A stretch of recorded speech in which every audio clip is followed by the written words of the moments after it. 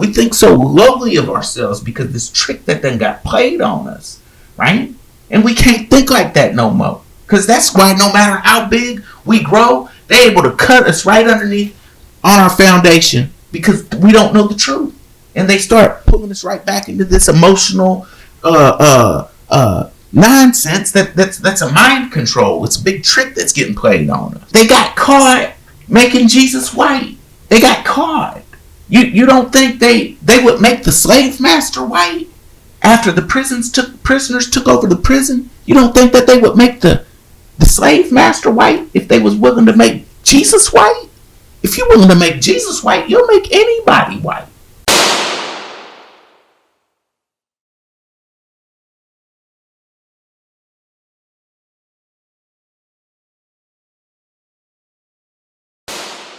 I have some questions that we would think have some really obvious answers, but they really don't.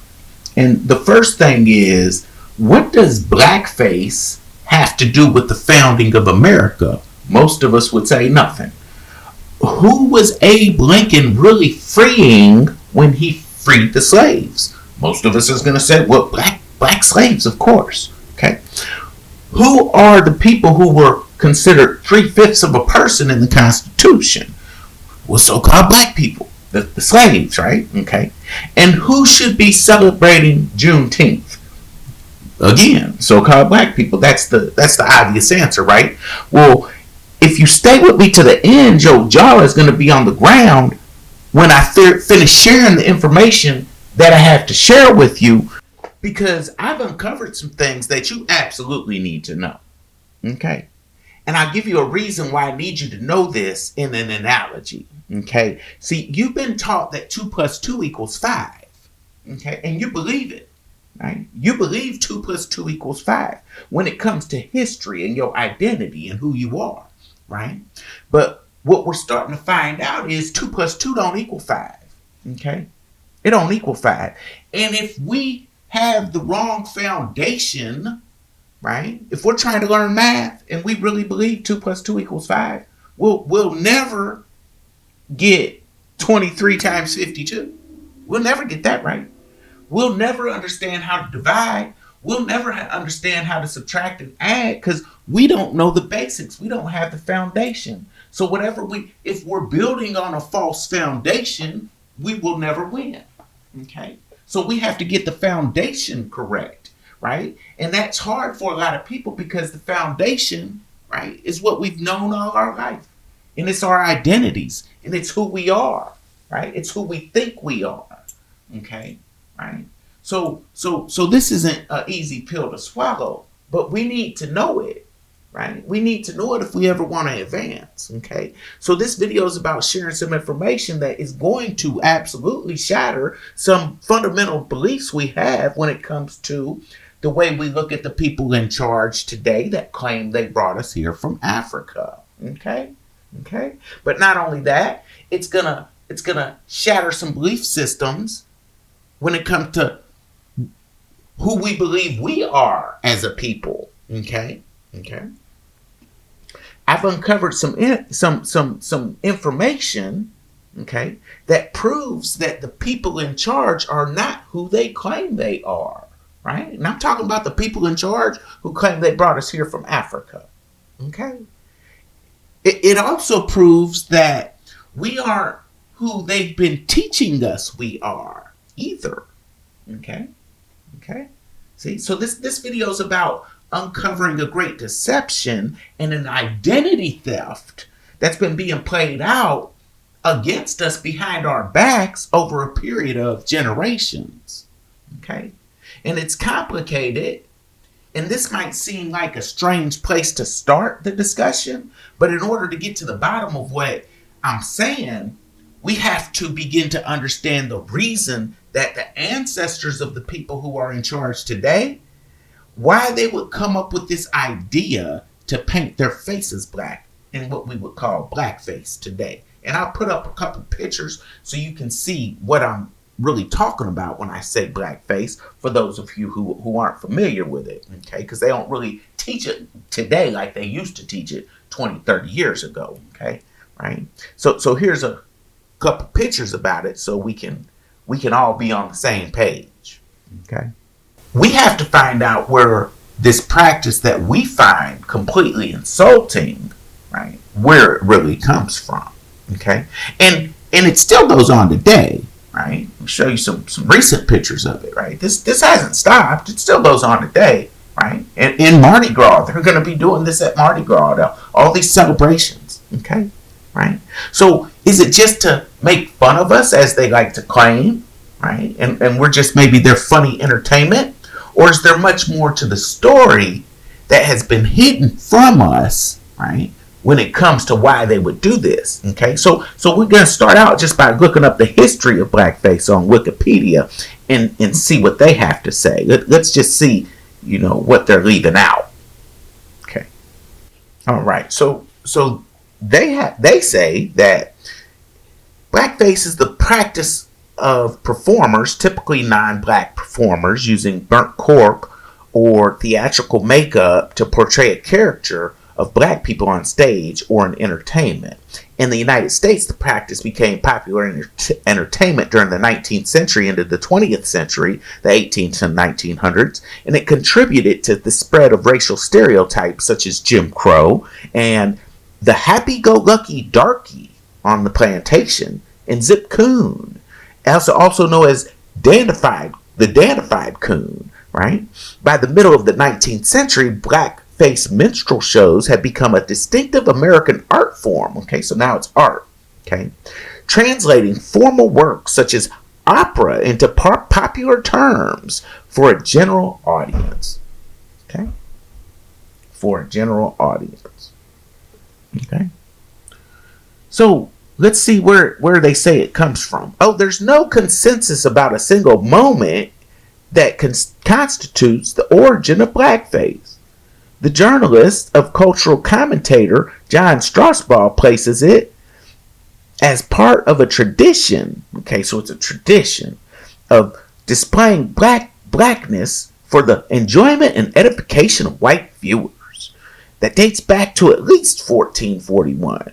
Right, when captive Africans were displayed in Portugal, right? Okay, so this is what they say, right? This is what they say.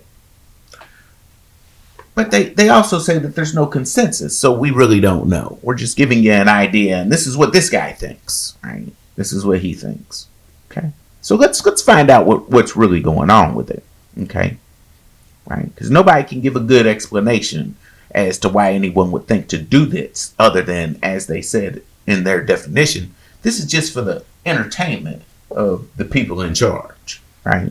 And they say it started happening, becoming popular in the 1830s up until the 1960s, if we keep reading, right? Okay. But the real reason is we're going to come to find out, okay, that their explanations of how it got started, their explanations are so vague. It's because the real reason has been purposely hidden, okay, from you and me, fellow members of Barbary, okay? And if you don't know what Barbary is, just keep listening, okay? Because when you've seen the things that I've seen that have been revealed to me, you'll know exactly why they came up with this, okay? Okay. Now, to expose this secret, we have to start by going back to a little-known law that comes from England. And you'll understand why we have to go to England very soon. Okay? It's from a law from 1723. And this is important because it has to do with how the people who are in charge today got to America in the first place. Okay? And this is called the Black Acts of 1723. And what does it have to do with? Painting your faces black. Okay, now let's read the Black Acts of 1723. See what they have to say. Black Act 1723. It was passed in 1723 in response to a series of raids against landowners by two groups of poachers known as the Blacks from their habit of blacking their faces when they undertook the raids. Okay, now let's get a little more detail. Okay, a little further down. They'll tell us exactly what the act dealt with. Okay, so the act dealt with any offender who was armed and with a blacked face armed, and otherwise disguised, merely black, merely disguised, accessories after the fact, or any other person or persons. Anyone in one of the above categories found in a forest, chase, down, or royal park could be sentenced to death. Okay? Similarly, it was an offense to hunt, kill, wound, or steal deer in those locations, with the first offense punishable by a fine and the second by penal transportation. Okay? So penal transportation. And you can also be sentenced to death, right? So let's get a little more specific on what we just read. The Black Acts were passed to deal with people who would paint their faces black so they could disguise themselves and commit crimes at night. Okay? And if you got caught painting your face black, right, you could get sentenced to death. Now, let's ask ourselves real quick. Who in Europe could have been painting their faces black in order to blend in with the night so they could disguise themselves so they could commit crimes? Could it have been the ancestors of the people who look like me?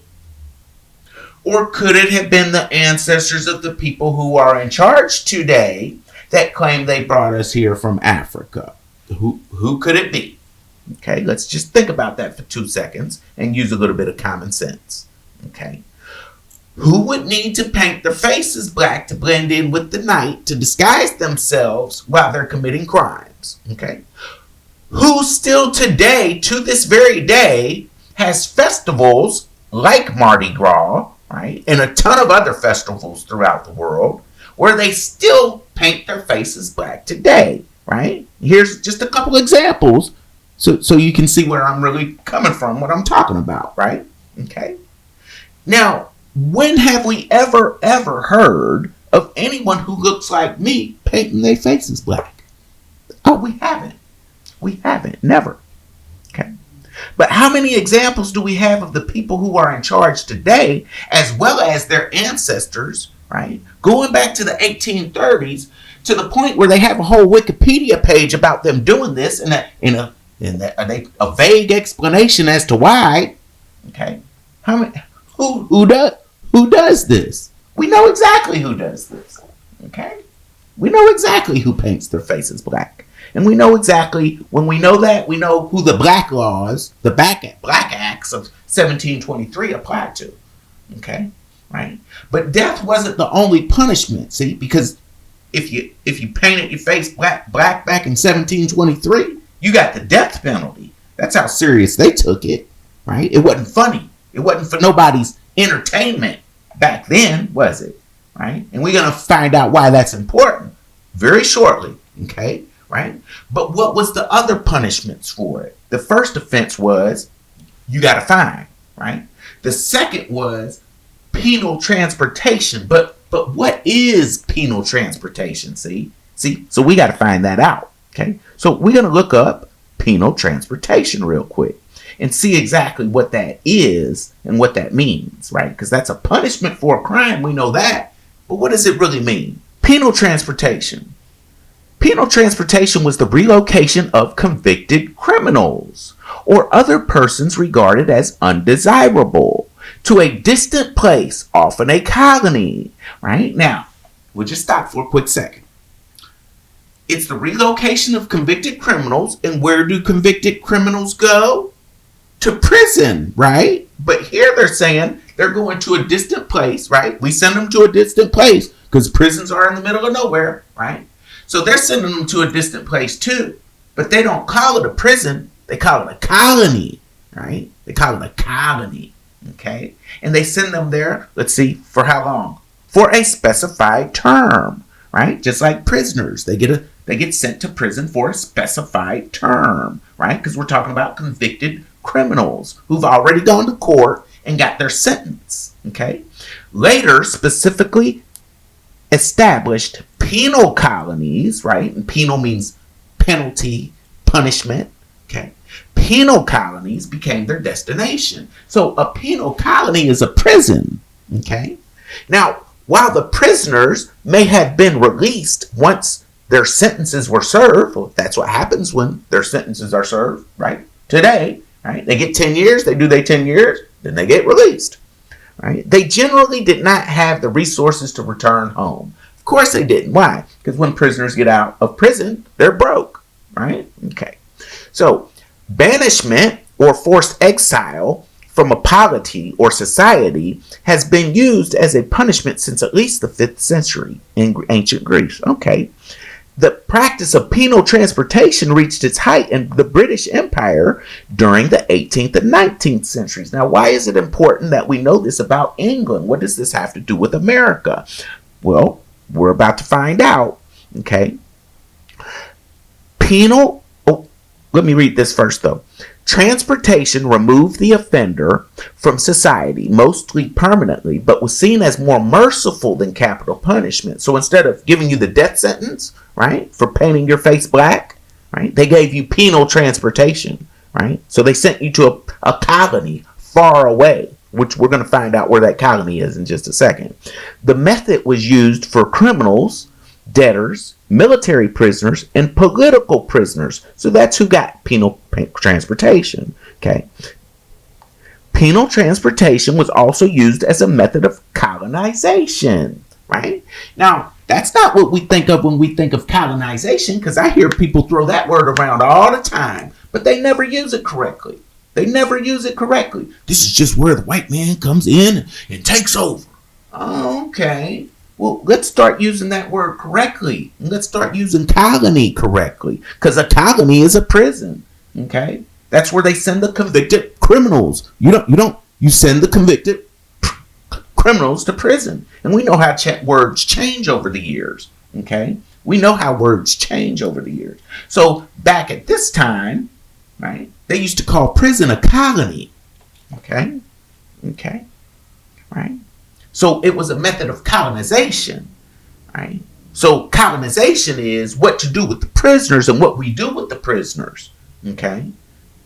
So, for example, from the earliest days of English colonial schemes or prison schemes, new settlements beyond the seas were seen as a way to alleviate domestic social problems of criminals and the poor.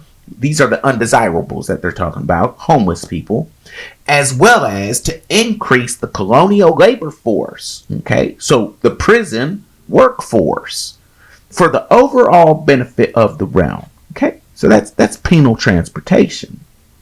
Okay, now we need to read the Piracy Act so we can find out a little more detail about penal transportation. Okay, and where they were actually sending, where these colonies were, these penal colonies. So we're going to read the Piracy Act of 1717, right? Because even though that name sounds like it has nothing to do with what we're talking about, we're going to quickly find out that it does. Okay? So the Piracy Act 1717, sometimes called the Transportation Act. Okay? Penal transportation, right? See, they don't want to call it what it is.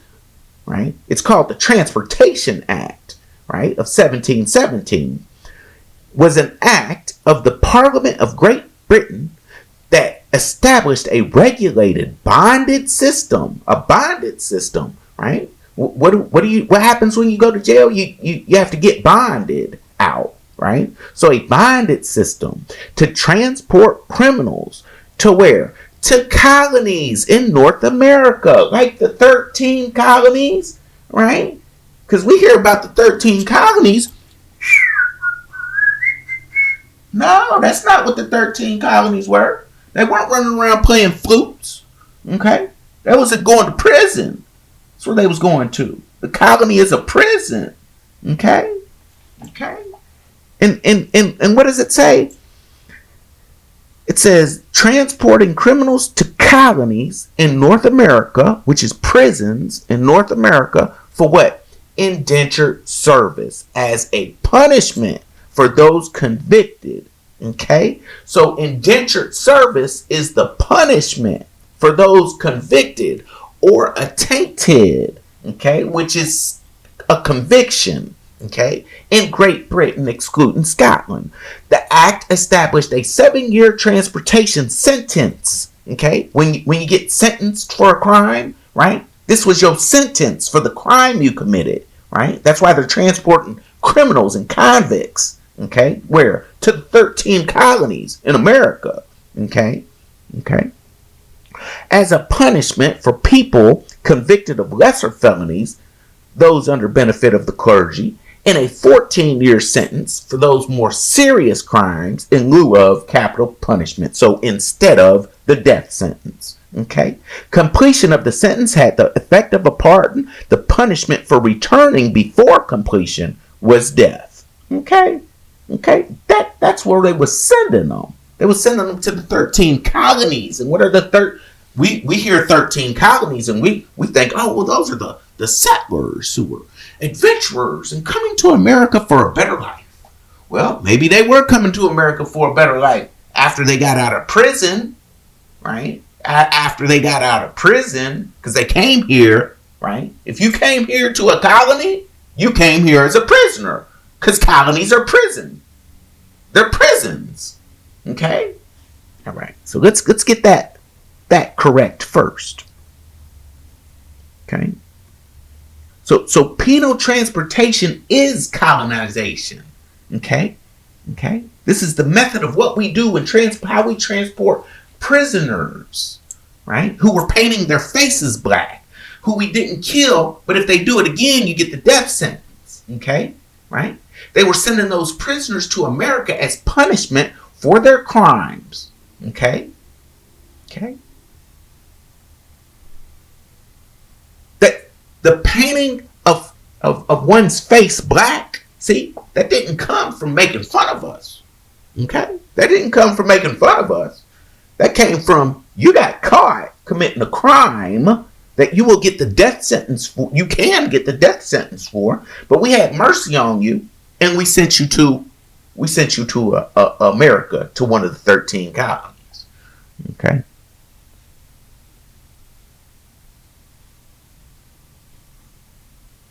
And what happened to the people who got sent to America as prisoners to the penal colonies, which were settlements? Okay?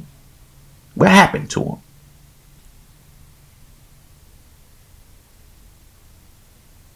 See, a colony is also called a settlement. That's where they get this term settler from. Oh, well, my ancestors were settlers. Okay, why? Because they lived in a colony, right? And the settlements were colonies. Okay? Okay? So they were prisoners, right? What happened to these prisoners who prefer to call themselves settlers? Right? What happened to them? What did it say in the Piracy Act of 1717, which was really called the Transportation Act of 1717? It said that the prisoners who were transported to America were put into indentured servitude as punishment for their crimes. Now, what is indentured servitude? Let's take a look. All right. Indentured servitude is a form of labor in which a person is contracted to work without a salary. Now, just because you're working without a salary doesn't mean you're working without pay. Okay? Let's get that straight first. Okay? A person who works by the hour doesn't get a salary either. If you make $20 an hour, you don't get a salary. You get paid by the hour. So we have to be careful on these terms, right? Just like colony, right? Instead of saying a colony, instead of saying prison, so everybody knows what they're talking about, we say it's a colony, right? We change the words so nobody knows what's going on, right? We've just seen this recently, right? When we hear of illegal immigrants coming to America, they used to call them illegal immigrants, and now, right, within the last couple months, they said, well, no, they're not illegal immigrants anymore, right? Even though we all know that's what they've been calling them for years, right? Right? Now they're undocumented workers, right? Right? And over time, people won't even make the association, right? Well, the same thing's happening with this, okay? So pay attention to the words, okay? So this person is contracted to work without a salary for a specific number of years. The contract, called an indenture, may be entered voluntarily for purported eventual compensation. See, you're eventually getting compensated, okay? Or debt repayment. You have to be getting paid to be paying back debt. Or imposed involuntarily as a judicial punishment, okay? So we just finished reading in the Piracy Act or the Transportation Act that this is what happens. This is your punishment, okay? Indentured servitude is the punishment for committing a crime, right? Okay. The practice has been compared to the similar institution of slavery. Okay, so indentured servitude is being compared to slavery. And then they say, although there are differences. Oh, really? So let's just see what those differences are. We'll see what those differences are in a minute, if there are any. Okay? All right. Historically, in an apprenticeship, an apprentice worked with no pay for a master tradesman to learn a trade. This was often for a fixed length of time, usually 7 years or less. Apprenticeship was not the same as indentureship, although many apprentices were tricked into falling into debt and thus having to indenture themselves for years or more to pay off such sums. Okay, kind of like the college, university, and student loans, where we get tricked into these loans, and now you owe money for 30 years, right? Okay, so like any loan, an indenture could be sold.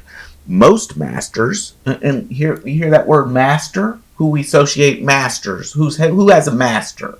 Okay, right, slaves. Okay, most masters had to depend on middlemen or ships, masters, to recruit, transport the workers. So indentureships were commonly sold by such men to planters or others upon the ship's arrival. So they're coming here on ships, and then they get sold to planters.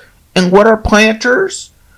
Oh, the people who were planting sugar, the sugar planter, the owner of the plantation, the people who were growing tobacco, the people who were growing cotton, okay, the cotton pickers, right? Oh, so the indentured servants were the ones who were coming over on ships and then getting sold to the planters to pick cotton. And then we hear this, right? Like slaves, their prices went up and down, depending on supply and demand. Sounds like slavery to me. Okay. Everything they teach us about slavery, they have masters, their prices go up and down, they get sold to planters, they come over on ships, right? They have masters. Everything sounds like what they teach us about slavery, but we know that these are the people coming from Europe who are getting sentenced to transportation, right? Who are the colonies, who got taught in their history class that the colonies were all prisons, right? Because where did they send the convicted criminals who were stealing and robbing and killing animals and doing things that they weren't supposed to do? There's like 300 and some laws, right? Right? And if you got caught painting your face black to blend in with the night, that you was up to no good and they knew it, right? And you got convicted of a crime, you went to prison. Where do they send the criminals? To prison. But see, now that back then they called them colonies. Okay. Right? So when the indenture was paid off, the worker was free, but not always in good health or sound body. Oh, the worker was free, right? And how come he wasn't in good health? Because well, you free? That sounds like slavery. You get your freedom, right? Right? Sometimes they might be given a plot of land or a small sum to buy it, but the land was usually poor. So they got compensated. They gave them some land after they got their freedom, right? After they got their freedom. So they were compensated, right? They say they wasn't happy with the compensation, obviously, because they said, oh, this land that they was given was usually poor. Okay, they got a whole lot more land than they got than they had in England when they got shipped over here, right? So let's continue on with a little bit of more about indentured servitude, because so far it just sounds like slavery to me. That's what it sounds like to me. So let's continue, and maybe it's not slavery, but they said it's not. So let's find out. All right. So it says indentured servants could not marry. Who couldn't marry? Isn't that what they tell us about the black slaves from Africa? They couldn't marry. Everything that they're saying is it's talking about white Europeans who was painting their faces black. Okay. We're going to find out why that's important real soon. Okay. Indentured servants could not marry without the permission of their master. So again, they have a master. They can't marry. They were frequently subject to physical punishment. Oh, like the slaves. Okay. And did not receive legal favor from the courts. Of course they didn't. They were prisoners. Female indentured servants in particular might be raped or sexually abused by their masters. Oh, really? I swear they're just describing slavery. If children were produced, the labor would be extended by 2 years. Cases of successful prosecution for these crimes were very uncommon, as indentured servants were unlikely to have access to a magistrate, and social pressure to avoid such brutality could vary by geography and cultural norm. Okay, they're describing slavery. They're describing everything they teach you that your ancestors went through in slavery, from getting shipped here, sold at the auction. If we start really getting into it, okay, right? The indentured servants got sold on the auction block, okay, right? They started going to work for the planters. The planters are the plantations, right? They started picking cotton. We just read all this, right? Their women were the ones getting raped, okay? Y'all slave. See, no, it was. This is the indentured servants this was happening to. Okay. The situation was particularly difficult for indentured women because in both low social class and gender, they were believed to be particularly prone to vice. And vice is what? Addictions. Making legal redress unusual. Okay, well, they're prisoners, right? It's unusual for prisoners today to get legal redress. It's unusual for prisoners today to get treated right. Okay? So the American Revolution severely limited immigration to the United States, but economic historians dispute its long-term impact. So what do you mean, immigration? See how they just starting to change this up? First, they're on the side of the prisoners. They're telling you that it was so bad for them, right? But they're not on the side of our prisoners, right? They don't get on the side of our prisoners. They say we need to crack down on crime and lock more people up, and right. That's how they treat us, right? But when we read this, now all of a sudden, instead of it being penal transportation, they just changed the name of penal transportation to immigration, right? Right. Sharon Salinger argues that the economic crisis that followed the war made long-term labor contracts unattractive. So after the war, let's think about this for 2 seconds. After the American Revolution, long-term labor contracts were unattractive. How does a long-term contract, which is the punishment for prisoners, right? So you get caught committing a crime, you get sent to penal transportation, 7 to 14 years, depending on if it's a misdemeanor or a felony. Okay? Right? And then after the American Revolution, now a prison term is unattractive? A prison term? Really? And now they're immigrants? They're not convicted criminals. Now they're calling them immigrants? See how we're playing a name change right here in the same article? Okay? Her analysis of Philadelphia's population shows that the percentage of bound citizens, these bound people, are indentured servants. And who are indentured servants? People who are criminals. Okay? Prisoners of war, debtors, Okay? It fell from 17 to 6% over the course of the war. William posits a more moderate theory stating that the revolution wrought disturbances upon white servitude. You hear that? Okay? Well, how come it would wrought disturbance on servitude? Well, we're changing the name of penal transportation to immigration now. Now they're immigrating. First they were convicts, right? But now the same people are immigrants. Okay. Why? Because the war was them taking the prisoners taking over the prison. That's why.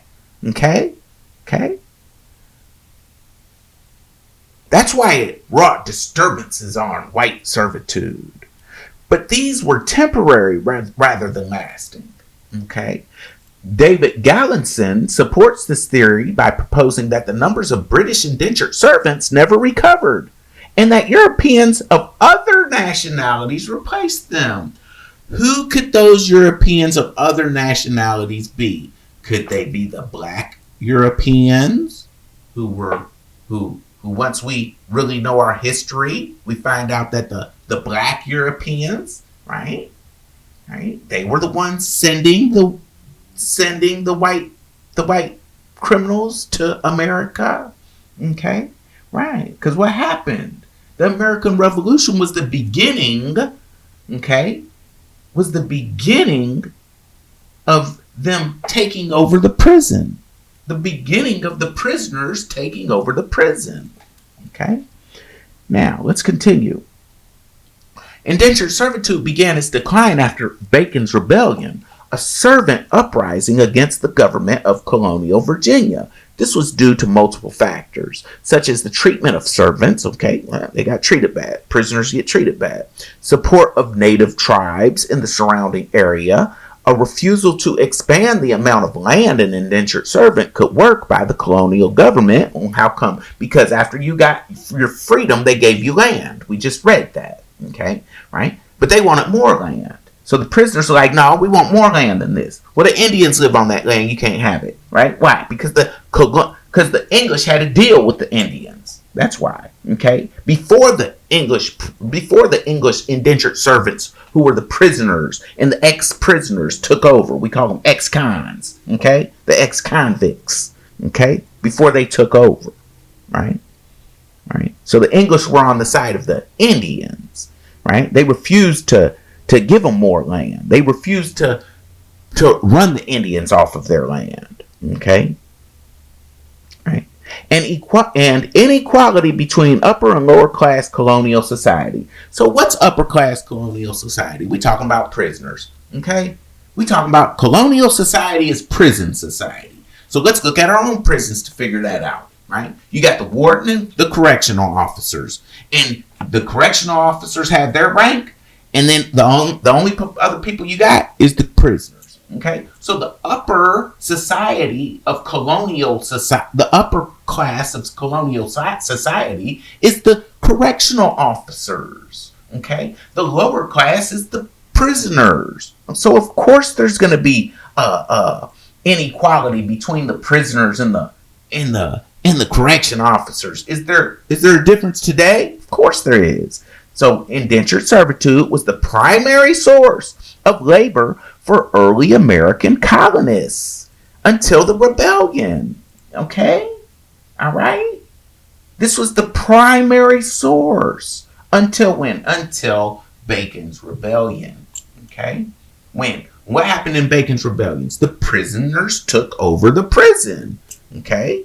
Little changed in the immediate aftermath of Bacon's Rebellion when they ran the governor, who was the warden of the prison, right? They ran him out, right? Back to England, okay? However, the rebellion did cause a general distrust of servant labor, which is prison labor, and a fear of future rebellion. The fear of indentured servitude eventually cemented itself into the hearts of Americans. So now we're talking about Americans and not English. And who are the Americans? The colonists, the prisoners. So this is what led towards the reliance on enslaved Africans. So they're telling you right here, okay, The prisoners took over the prison. And then they started enslaving Africans after they took over the prison. Okay? And they say anybody who looks like you and me is from Africa, including those Europeans, because they don't want you to believe that there's any so-called black Europeans. And the last thing they want you to know is that so-called black people were sending the black judges of Europe, right? And the black political parties of Europe, which also were here, okay? They were the ones sending the indentured servants here, okay? That's the last thing they want you to know, right? But this is where they're talking about that this led towards the reliance on enslaved Africans. And it did later on, right? Once they finished taking over, okay? Right? And the Africans, they're not Africans, see? They're the indigenous people, of not even indigenous, it's the Aboriginal people of America, okay? Which they just lump all into one group and say are Africans. And it's not just them. Right? It's also those Europeans, the correction officers, the wardens, right? The governors, right? The rebellion was against all of those so-called black people who were in charge of Great Britain. It wasn't even called Great Britain back then, okay? It was called Britain, but we're going to go into that in a little bit, okay? All right. So let's just continue. This helped to ingrain the idea of racial segregation. Right? Who did racial segregation benefit? And when did it start happening? After the prisoners took over the prison. Okay? And it caused them to unite white Americans under race rather than economic and social class. Okay? This is where so-called white people united. It just told you that. Okay? And why would it cause white people to unite? Because they were the indentured servants. They tell you they were the indentured servants. They just tell you it was something else, and they know we're not about to read and get into the details. Okay, they know that. Okay. This is why they don't want you knowing how to read anymore. Okay. Doing so prevented the potential for future rebellion and changed the way that agriculture was approached. Yeah, it changed the way because why? Because it used to be that the indentured servants worked the cotton plantations and picked the cotton, right? And then after this, right? After the American Revolution, especially as the time went on, right? They said, okay, well, we're not gonna be the ones picking cotton no more. Right? And it started to change, but it didn't finish changing until after the Civil War. But let's continue. It started to change with Andrew Jackson, but let's just continue. Okay. The American and British governments passed several laws that helped foster the decline of indentured. So now they're trying to help the prisoners. Okay. Why? Because the prisoners took over. Okay. The UK Parliament's Passenger Vessel Acts of 1803 regulated travel conditions aboard ships to make transportation more expensive. Okay. Transportation was the punishment. Remember? Okay. So as to hinder landlords' tenants seeking a better life, an American law passed in 1833 abolished the imprisonment of debtors, which made prosecuting runaway servants. Now, not only do they have masters, okay, not only are they getting raped, right? Not only are they getting physically abused, which is whipped, okay, right? Not only are they getting sent over here on ships, okay, now they're runaways, okay, see? Made prosecuting runaway servants more difficult, increasing the risk of indentured contract purchases. Now, listen to this. The 13th Amendment to the United States Constitution passed in the wake of the American Civil War made involuntary indentured servitude illegal in the United States. They just finished, didn't they? I thought it set the slaves free. Well, they just finished describing the indentured servants, and they told you that the indentured servants were white, and this is how the white people united.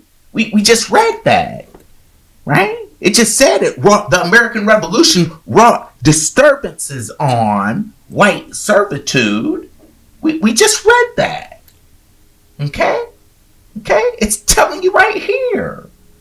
It's telling you that they changed, that they started relying on Europeans of other nationalities. Well, another nationality, who could they be talking about? The black Europeans.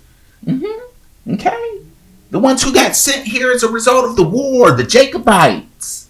Okay? Right? The line of the Stuart kings and queens. Right? Who got replaced with German kings and queens. Okay? Okay? The Stuart kings and queens were black. The aristocracy was black. Okay? They just told you. Let's look at a picture real quick. Let's just look at a real quick picture of Abraham Lincoln. And who's he pulling about the mud? Who's it look like Abraham Lincoln is? You don't see one person who look like me. And you brothers and sisters who's watching, you don't see one picture who look like me in here. This Abe Lincoln. Who's he picking about the mud? And the indentured servants. Why? Because he's the one who made indentured servitude illegal. It didn't say nothing about no black slaves.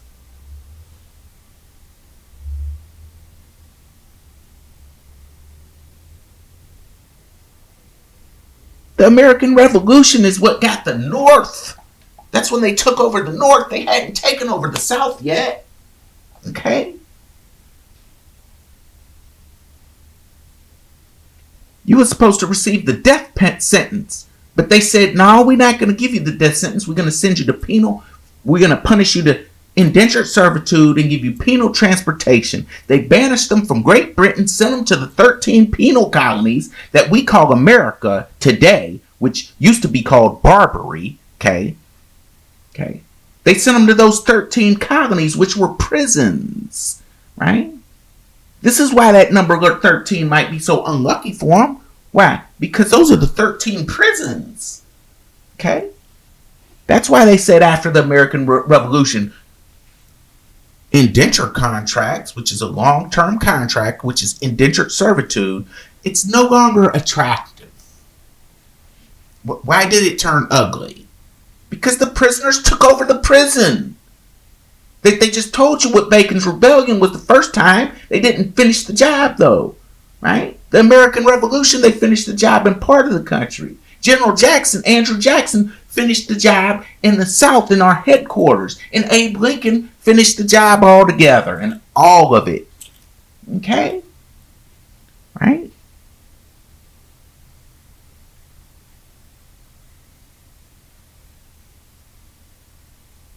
What did it say about indentured servitude? That it describes slavery to a T. What is a colonist? A colonist is a prisoner. What is a colony? A prison. A prison. What is a settler? It's a colonist. Right? And what is a settlement? A colony. So the settlers are prisoners. Okay? These are all indentured servants. These are all indentured servants. And what's the difference between slavery and indentured servitude according to the same source? Let's just see. According to the same source. Let's go find out what they have to say about slavery. Let's look up the definition. According to the same people. Okay, slavery. Slavery is the ownership of a person as property, especially in regards to their labor. Okay, so their work. Slavery typically involves compulsory work, so we're going to make you work, with the slave's location of work and residence dictated by the party that holds them in bondage. And what is bondage? A bond. A bondage contract. An indenture. Okay. All right. Right? And does the indentured servant get to pick where he works? No. He gets sent on penal transportation to one of those 13 colonies. Right? Okay. Right? So far they're just describing indentured servitude under slavery. Right? Enslavement is the placement of a person into slavery, and the person is called a slave or an enslaved person. Okay, that's the terminology. Many historical cases of enslavement occurred as a result of breaking the law. What was the punishment if you broke the law? You got indentured servitude. Right? We just read that. right? We just read that over and over again from the same source, right? Okay, right.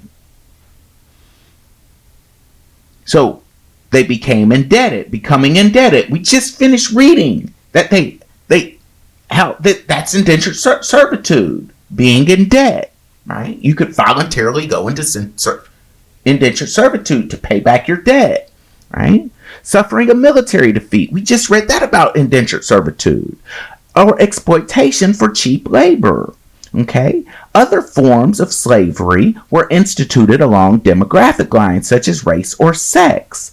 Slaves may be kept in bondage. Remember, bond. You pay a bond. That's an indenture. Bondage for life. That's what happens to some of the prisoners.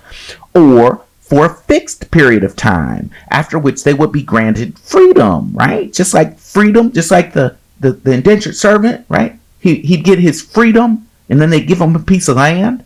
Although slavery is usually involuntary and involves coercion, there are also cases where people voluntarily enter into slavery. Now, why would someone voluntarily enter into slavery? Because it's an indentured service. It's the same thing.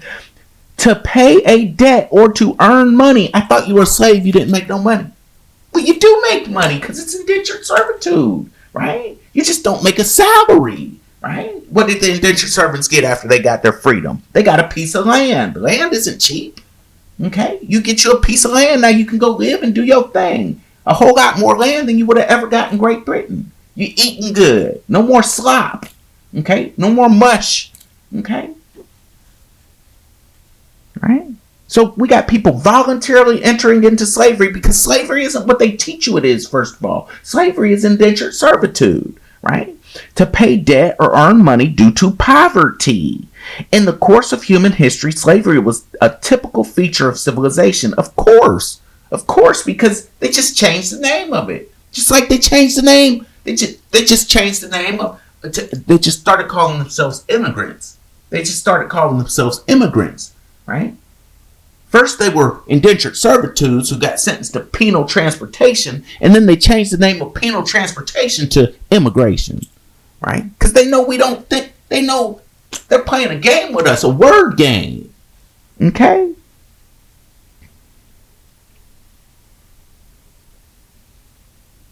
And it was legal in most societies. Putting people in jail is always legal, okay? Right? But it is now outlawed in most countries of the world, except as what? Punishment for a crime. I mean, are you serious? They just finished describing indentured servitude. Okay?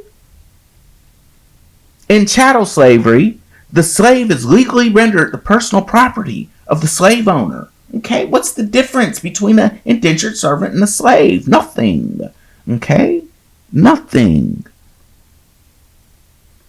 There is no difference. Okay? Now we're just going to look at this because this is just a big trick bag that they put us in. Okay? We're going to look at the Constitution and we're just going to see what the Constitution has to say about 3/5 of a person. Okay? Okay? Let's read the Constitution real quick. Because we've all heard this. Well, you know the Constitution say you 3/5 of a person. Well, okay, well, let's just see what it says. Okay. Under Article 1, Section 2, Paragraph 3, it says, representatives and direct taxes shall be apportioned among the several states which may be included with this union, according to their respective numbers, which shall be determined by adding to the whole number of free persons, including those bound to service, which are indentured servants, for a term of years, and excluding Indians. Okay, so Indians aren't included, not taxed. 3/5 all other persons. Okay, so it said 3/5 all other persons. It didn't say 3/5 black slaves. It didn't say 3/5 slaves from Africa. It didn't say anything about it. It just said all other persons. See, it just said all of the other persons. But see, they got us under such a heavy mind control, and all they got to do is just tell us, well, yeah, we was talking about black people. We was talking about black slaves. You know, he was a slave. No, you just told me you was the slave. I just looked up your Wikipedia, right? And you just finished. I had to put it together like a puzzle. You ain't think I could do that, right? But you just proved that you was the slave. And you just proved it on your own website. Okay? They could have been to all other persons. They could have been talking about kids. Back then, you could be 5, 6 years old. And it was time to go get you an apprenticeship. Right? You get an apprenticeship at 5 or 6 years old. And what did they just showed you? The apprenticeship was just like an indentured servant. And you would get an indenture as a child. Right? As a child. Right? And we already know that the indentured servants were the slaves. Right? So the slaves they're talking about, right? They could be talking about kids. They're talking about indenture. And the source material for all of the stuff that they say, no, we was talking about black Africans. We was talking about black Africans. Really? So let's prove it. Let's go to the primary source material. And when we go to the primary source material, what do we find? We find the Federalist Papers. In the Federalist Papers, look. Who's the author? Oh, well, it's Alexander Hamilton. James Madison. Oh, really? Okay. What does it say on the actual document? It says Publius. Who's Publius? Publius isn't Alexander Hamilton or James Madison. Oh, well, you see, that was their pen name. You can't prove that. You're speculating. And it says in all your documents that you're speculating. It says probably and most certainly. It doesn't say this is what it is, right? So they just making up stuff. They just say anything. And we believe it. Because they the authority. The almighty authority. The prisoners who took over the prison. Okay? They got some other little authorities where where you can look up. Wait, well, it's too talking about black slaves. Look at the American. Let's look up the American Historical Review. How about that? Look that up. That's the proof right there. No, it's not. That was published in 1904. That was published in 1904. That's not published in 1780 something. So we just sitting up here listening to a bunch of mind control. That's what we sitting up here doing. Sitting up here listening to a bunch of nonsense. It doesn't say anywhere in the Constitution black slaves. Nowhere. Okay? And we know that the 13th Amendment just freed the indentured servants. Why? Because it says it right in the 13th Amendment. Okay? It just says all other persons. You don't know who they talking about. And we don't have no original documents. And even the original documents that they do have, they don't say nothing about Alexander Hamilton. They say it's Publius. Publius is a Roman person who lived thousands of years ago, right? Hundreds of years ago. So they're not talking about no Alexander Hamilton. And they killed Alexander Hamilton, right? After they started saying all this, right? Attributed to him, Aaron Burr had already killed him. Okay? Right? So all these sources on the 3/5 compromise, no. Right? Who's Publius? Nobody knows. Nobody knows. Okay? The people who were wearing blackface, they got their freedom. Okay? They're the ones who got sent here to America. Okay? And after they got their freedom in the Revolutionary War, which took over the North, right? Which started to take over the North. Okay? Once they got their freedom, okay, they started changing things when it came to blackface. Okay? See? Now they're going to have us, right? They're going to have us. The people wearing blackface got their freedom after the Civil War. Okay? And they tell us to celebrate Juneteenth. Okay? These are the descendants of the prisoners. Okay? The descendants were taught to hate us. Okay? And these are the ones who started segregation, the descendants. Okay? Because there wasn't no segregation until the late 1800s, early 1900s. Right? the segregation started in the late 1890s. Okay? That's when segregation started. Okay? So all these years before, it wasn't no segregation. The white servants were the slaves. Okay? Oh, indentured servants, I'm sorry. Right? Okay? Right? See? They didn't start segregating us until after they had taken everything over. That's when it started. Okay? Their parents and grandparents who started to wear blackface to make fun of us, right? And how they got their freedom and ran off with our land. They started teaching us we were slaves from Africa and they were always in charge, right? And these are the people who were sent here for wearing blackface. That's what, they didn't flip the whole thing around on us, right? They were wearing blackface to commit crimes that got sent here by us. And now they wear blackface to rub it in your face that you don't know who you are. And to make fun of you. So now it is to make fun of you. Yeah, that's not how it started, right?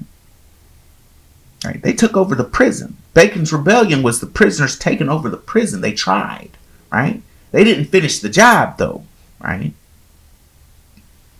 They didn't finish the job till they took over the South. Okay? Where did all the so-called black people live before the Civil War? In the South, right? These weren't African slaves. These are black Europeans and black so-called Indians, okay? The African slaves didn't start coming to the United States of America. They were coming over to the Americas, but not to the United States of America. They didn't come over to the United States of America until the 1840s. That's when they started coming. That's when they started coming. The indentured servants got sent here for violating what they call, right? It wasn't called this at the time. What they call the bloody codes. Okay? And let's see what the bloody codes are. The Bloody Code was a series of laws in England, Wales, and Ireland in the 18th and 19th centuries which mandated the death penalty for a wide range of crimes. It was not referred to by this name in its own time. The name was given later owing to the sharply increased number of people given the death penalty, even for crimes considered minor by 21st century standards. In 1689, there were 50 capital offenses in England and Wales. This increased to 220 by the end of the 18th century. The period saw the introduction of new laws focused on property defense, in which some viewed as class suppression. As convictions for capital crimes increased, penal transportation with indentured servitude became a more common punishment. Okay, you hear that? In 1785, Australia was deemed suitable for transporting convicts, and over 1/3 of all criminals convicted between 1788 and 1867 were sent there. The Bloody Code listed 21 categories of capital crimes in the 18th century. By 1823, the Judgment of Death Act made the death penalty discretionary for most crimes, and by 1861 the number of capital offenses had been reduced to 5. So now they just keep going away. All the crimes and punishment keep going away. Why? Because the prisoners took over the prison. So of course the indentured servitude, the transportation turned into immigration, right? Indentured servitude became unattractive. Where do they do that at? Oh, in the place where the prisoners take over the prison. And why did the prisoners, the indentured servants, start getting sent to Australia right after the American Revolution? Why? Because the prisoners hadn't taken over the prison in Australia yet. That's why. See, they couldn't send the prisoners to America anymore. Why? Because the prisoners took over the prison. So they started sending them to Australia. Okay? But they end up having a revolution over there too. Right? And they set their prisoners free. Anytime you hear the word revolution, that means they're setting prisoners free. Okay? That means they're setting their prisoners free. Okay? This is the freedom they celebrate. We think freedom, we're celebrating freedom. You're able to be free. No, you're celebrating the freedom that you took from getting free from your your indentured service contract, from being free from your colony, from being free from prison. That's what they're celebrating. We don't know that, right? They're talking about getting set free from the 13 colonies, which were their prisons. England sent its prisoners to their new colony, which was Australia, instead, because they couldn't send them here no more. Who did the 13th Amendment free? Not you. So why are we celebrating Juneteenth? Because we under mind control. Now they even, just because we about to wrap this up, but they even changed the Bible. Okay? They even changed the Bible. After they took over, they started making all these new Bibles. Okay? Because at this time, when they were doing penal transportation, the King James Bible was the only Bible. Okay? Right? But later, after the late 1800s, they started changing the Bible. Okay? So let's just see what the Bible has to say about slaves. Let's see what the Bible's got to say about slaves in the King James Bible. Okay? We're going to look at this verse in Ephesians 6, verse 5 through 9. Well, let's see what it says from the New International Version of the Bible. It's new.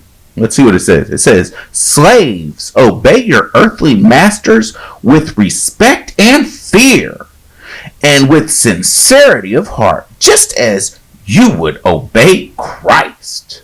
Obey them not only to win their favor when their eye is on you, but as slaves of Christ, doing the will of God from your heart.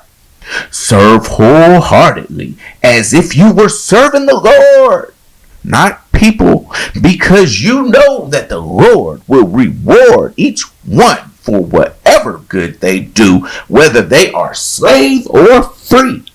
Boy, that's the message to the slaves in the New International Version of the Bible, right? So let's look at what the original Bible said. Okay, the King James Version, the first one that got translated into English. See what it says. Okay, it don't say nothing about no slaves. What's it say? It says, servants, be obedient to them that are your masters according to the flesh. Right, indentured servants. With fear and trembling and singleness of your heart, as unto Christ. Not with eye service as men pleasers, but as the servants of Christ, doing the will of God from your heart, with good will, doing service as the Lord, and not to men. Right? But look how different it is. Look at how different the tone of it is. Why? Because they changed the Bible. Because they don't want you knowing you was the indentured servant. That they was the indentured servants. They want you to think you the black slaves. But we just read slavery and we read indentured servitude. And it's the same thing. It's the exact same thing. They just don't want you knowing, see, because if you get on that trail, right, you start going down that rabbit hole of indentured servitude, we're going to find out the truth, right? You start going down that rabbit hole of slavery, they know you're going to stay lost, right? When you think 2 + 2 = 5, you will never figure it out, right? You will never get back to where you will never be able to build. If you build something tall, it's going to crumble because you have a false foundation. Okay? They talking to this is the new Bible they gave the slaves to read. Okay? Why? Because they teach you slaves. Okay? I mean, it can't get more obvious, but it can, because there's more. But I'm not going to keep going on and on, right? We'll save the rest of it for another video, right? Right? They changed the Bible. July 4th, 1830, they took over the main headquarters of the South. That's what Andrew Jackson put your ancestors on the Trail of Tears, right? This is when blackface, the way we know it today, started, right? Right after the Trail of Tears. This is when they got their confidence, okay? They hadn't taken over everything yet. Abe Lincoln finished the job, right? We sent them here for painting their faces black and committing crimes, right? When they took over the prison, they started doing blackface to laugh at us after taking our land over little by little, right? And who did it say the 13th Amendment freed? Why are we going to sit up here and run around celebrating Juneteenth? Okay? Now, I just made a video about how the Africans didn't start coming here to the United States of America. It was Africans coming over to the Americas, right? But the Americas include all North, Central, South America, the Caribbean islands. I'm talking about the United States of America. They didn't start coming here until 1849. And I made a video to prove it. Okay? They were coming to different islands. They were coming to other places, right? They were a victim of the Catholic Church. Okay? Right? That's who was sending them. Before that, the people who were working here were prisoners from England. Okay? It wasn't no African slaves in the United States. Right? Okay? They were fighting us. What we call the original, what they call the brutes and barbarians, right? They call us that. That's what they call us, the brutes and barbarians, right? But we don't really know that the brutes are really the Britons, or the people of Bretty. See, from Great Britain. It's not Britain, it's Breton. Okay? Okay? And the Barbers from Barbary. Those are the original people. We're not Indians. We're not indigenous. We're the Barbers of Barbary. Those are the original people of America. And they're related to the Bretty. Okay? They're not the British. They're British. And that's why they put that ish on the end of it. Because they know they're not. What is British? It's like the Bretty, but it's not the Bretty, right? They changed our names. They changed their names. They gave them a name that's like ours, but it's different, okay? They changed our names. They changed our history, okay? After they took over, after Andrew Jackson, who's on your $20 bill that we worship so much, right? After the most common of all the bills, right? After they took over our headquarters in the South, right? They made it illegal for us to read, right? And we went 40 years with it being illegal for us to read, right? And after they got their final freedom, right, in the South, okay, right? When they took over Houston and Galveston, another one of our major headquarters, right? Then we got to start reading again. But now that we got to start reading again, who became our teachers? The people who got their freedom, who took over the prison. The same people who took us over are who became our new teachers, right? Right? And that's who the people who were wearing blackface, who got sent here, who took over the prison, right? And what they do, they taught us a new history, right? Because 40 years had passed, and we didn't know who we were anymore. Right? We didn't know. Okay?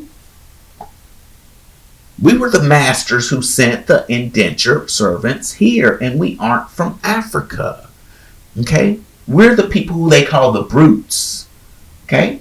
And if you spell the word brute, B-R-U-T-E, sounds like broody. Right. Right. Because that's really what they were called. Okay? Okay, and the barbarians, what they call the Indian savage barbarians, right? But we're the so-called Indians that they're really talking about, and we're not no barbarians. We're the barbers, okay, from Barbary, okay. Today we call it America. It used to be called the Barbary States of America, which I'm gonna make a whole nother video about, right? And the Britons, okay, of Bretty, okay, which today we call Britain. That's why you have these English last names. For that reason. You don't have English last names because, oh, that was my slave master's name. No, it wasn't. No, it wasn't. That was your name. They got your names. See, we got to get this right. We got to get this right. Okay? We think so lowly of ourselves. We think so lowly of ourselves because this trick that then got played on us, right? And we can't think like that no more. Because that's why no matter how big we grow, they're able to cut us right underneath on our foundation because we don't know the truth. And they start pulling us right back into this emotional nonsense that's a mind control. It's a big trick that's getting played on us. Okay? Right? They got caught making Jesus white. They got caught. Right? You don't think that they would make the slave master white? After the prisoners took over the prison, you don't think that they would make the slave master white if they was willing to make Jesus white? If you're willing to make Jesus white, you'll make anybody white. You got to think about that. They got caught. They got caught making Jesus white, right? It's recently, just a few weeks ago, the president of Russia just got mad at the American government. And so what do? He said, I know what to do. I'm going to hit you at you. I'm going to hit you where it hurts. He came out with the big old box of ancient artifacts that shows all the ancient pictures, all the ancient icons of black Jesus and black Mary and black disciples and black Jews. It shows you all of that. The black Israelites. Everything that the Hebrew Israelites be running around talking about, the president of Russia just proved it. He just proved it in front of everybody. Right? Okay? They got caught. Now when you start knowing who you really are, when you get your memory back, you start acting different. You start acting like who you are. That's why y'all act so crazy right now. Not all of you. And this ain't even to make anybody feel bad. Right? It ain't. Because all of us are victims of this cat. All of us are victims of this. Right? And that's why we act the way we act. Because we victims. We are victims. But we got to sit up here and get past that. You know. We got to get past that. Okay? We had an accident. We bumped our head. We lost our memory. Right? We had an identity theft happen to us. They traded places with us. Right? When we woke up, we got told that. Right? Let's just think about this. Let's just think about this. Because it's really not no different from a roommate that you invited who was doing bad. And you invited your roommate to move into your house and be your roommate. Right? He's doing bad. You rich. You got money. You got it going on. You see him doing bad. And you say, hey, look, let me just invite him into my house. I got a little room in the basement he can go live in. And that way he not homeless. Right? So you rich. He poor. He's secretly jealous of you, but you don't know it. You get in an accident, you bump your head, lose your memory, and then he ends up trading places with you, right? And when you wake up, he realizes that you don't know who you are anymore, right? So he's like, oh, well, you don't know who you are anymore. Well, this is my house. You're like, oh, okay. You need to go get you a job, right? He start going to find all the codes to your passwords to your bank account and everything else. He take over everything, move up into your room, put you in the basement. Okay? Right? He start to wear your clothes, start to drive your car. Right? He don't want to go to back to how things was, so he'll do anything to keep your place, including making Jesus white. Okay? Because he's scared. He's scared you'll find out the deception. Right? That's why they treat you bad. That's why. Not all of them do. Because all of them ain't in on the deception. But that's why the ones who are in on the deception treat you bad. And you can't figure out why. Because you just have to wake up to who you really are. Okay? There's so much more to share with you. And I have so much more to say. Right? I wrote an entire book about this. If you want to just start, learning the truth about who you really are and this whole thing that happened to us, you can go do that. It's at lostalongtheway.org. Okay? lostalongtheway.org. Go there and find out your real history, because this takes a long time to explain. And I prove it all. But it's a way more. I just told you 1 hour glimpse. I just give you a little glimpse of what's going on. But it's way deeper than that. It's way deeper than what I just gave you. Okay? See, that's what we gotta. I mean, the video book's like 30 some hours long. Okay? So, go to the website, leave some comments. Let me know what you think. You think I'm just full of it? I mean, I just got this from their stuff, right? I just put it together. Let me know. Like and subscribe if you thought it was a decent video. Support the channel, and we'll see you next time. All right, peace and love.